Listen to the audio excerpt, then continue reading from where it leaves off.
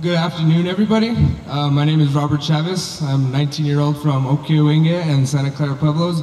And I wanted to talk to you guys a little bit today about my relationship, not only with the land, the environment, being Native American, but my goal in educating the youth as much as possible so they could be able to make informed decisions. I've grown up here in the Espanola Valley my whole entire life. I first got, my grandmother is an activist. I got involved at such a young age, and I kind of took for granted all this information that I learned as a little boy, learning about plutonium, learning about the activities that go on here at the labs. And it wasn't until, the last 4 or 5 years that I really started to see my community and how little they knew of what was going on. I mean, these are grandchildren, these are children of people working at the labs. These are people that their parents are now have cancer and are passing away. Behind me in these hills, our communities, our Native American people have hunted, have fished in these mountains surrounding us. Now, there's 24 million cubic feet of waste in these hills. Just to give you an idea of how big that is, the Hoover Dam only has about 3.4 million cubic feet of cement. So that's to the effect of 6.8 times the mass of the Hoover Dam of waste. When I say waste, I'm talking about radioactive waste, hazardous waste, toxic waste, buried in the ground, no lining, literally just like a hole dug in the ground, put there. Plutonium, if you could take 1 pound of plutonium, and if there was a possibility, if you could evenly distribute it throughout the whole world, you could kill every single man, woman, and child on the face of the planet. Right here behind me, there's a vault of 2.5 metric tons of plutonium. And people don't know.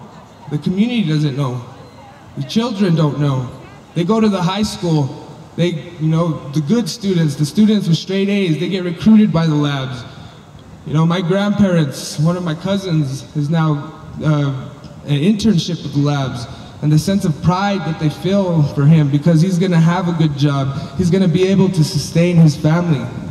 And it hurts because people really have no clue.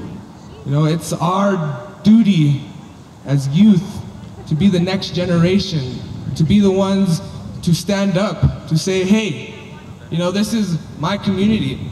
This is where I live. This is where my people have lived for thousands of years. I want my grandchildren, I want my children to be able to have the same life, to be able to live, to be able to breathe the air, to be able to drink the water and have no fear. That's our right. That's our God-given right. Everybody should have that. Why does it have to be taken away for financial gain? People come in, money, it's a really hard thing. You need money to survive in this day and age. How do we create that sustainability? How do we create something where we can sustain our community and not harm our environment? We have all these great minds, all these intelligent people around us. Our community is filled with brilliant people. And what is it going to? It's coming here, to Los Alamos, to these areas surrounding me, these technical areas. You have Area G, you have 40,000 barrels of plutonium-contaminated waste sitting on a mesa, 70 feet high, 65 feet deep into that 70-foot mesa is waste. You talk about the rivers, where does that all flow? It flows right into the Rio Grande, New Mexico's river. That's our river. People swim, people fish, people go out and have fun, recreation, and go hiking in these hills. When I was a little boy, I could recall all the times that, going up into the hills and learning from my elders, how sacred of a place this is to our people. And I don't want that taken away. I have a good feeling, I have this feeling deep down inside my heart that people, the future, the generation, the kids growing up now, today, they're going to be the leaders of this community. They're going to be the ones in charge. They're going to be the ones making decisions. And they got to be informed now. We gotta teach. We gotta pass it along, no matter how old they are. From little kids all the way up to old adults. I mean, my grandmother, she's 83 years old. And I brought up the subject of Los Alamos to her the other day. And she has no clue of what's going on. I mean, her son is working up here. You know, it's 80 years of living in this community, and to have no idea of what's going on, to me sounds a little bit ridiculous. It's time to educate our people. It's time to live, time to be at peace with each other, time to be a family. We are all human beings, no matter what color you are. You know, no matter where you come from, we have hearts. We have red blood. We're the same on the inside. We're all brothers and sisters. We're one big family. Let's start taking care of our family.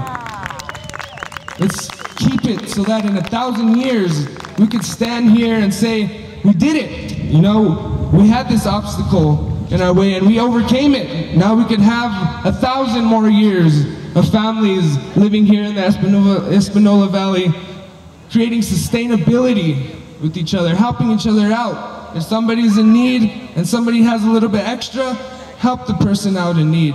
I mean, we could do it. You know, it's my dream and my goal in life to educate, to tell these people.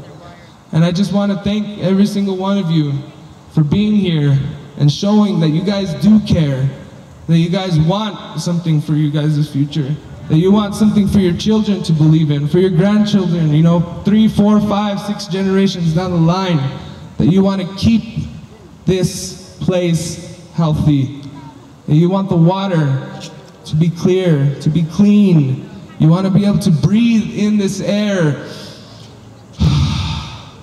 and to feel safe and good about it. Thank you very much.